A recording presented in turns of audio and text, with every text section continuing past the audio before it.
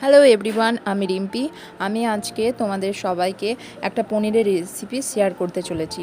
তো প্রথমে আমি পনিরগুলোকে একটু হলুদ মাখিয়ে রেখে দিচ্ছি, তারপর গরম হয়ে যাওয়া তেলের মধ্যে আমি পনিরগুলোকে ভেজে তুলে রাখবো। যতক্ষণ না পর্যন্ত ব্রাউন হয়ে আসছে ততক্ষণ না পর্যন্ত আমি এইগুলো ভেজে তুলে রেখেছি। যাই হোক, আমি তেল দিয়ে দিয়েছি, 5 ফোড়ন দিয়েছি, তারপর একটু আদা গ্রেট করে নিয়েছিলাম সেটা দিয়েছি, তারপর একে একে সব সবজিগুলো ভেজে তুলে রাখবো। প্রথমে আলু দিয়েছি, তারপর গাজর দিলাম, তারপর কুচি করে রাখা লঙ্কা যেগুলো ছিল সেগুলো দিলাম, ক্যাপসিকাম দিয়েছি, স্বাদ মতন নুন দিয়েছি, হলুদ, ধনে জিরে গুঁড়ো, কাশ্মীরি লঙ্কার গুঁড়ো একটু দিয়েছি, একটু চাট মশলা দিয়েছি, আর স্বাদ মতন একটু চিনি দিয়েছি। তোমরা চিনিটা চাইলে স্কিপ করতে পারো। আর টমেটো ছিল না বলে বাড়িতে একটু টমেটো সস দিয়েছি।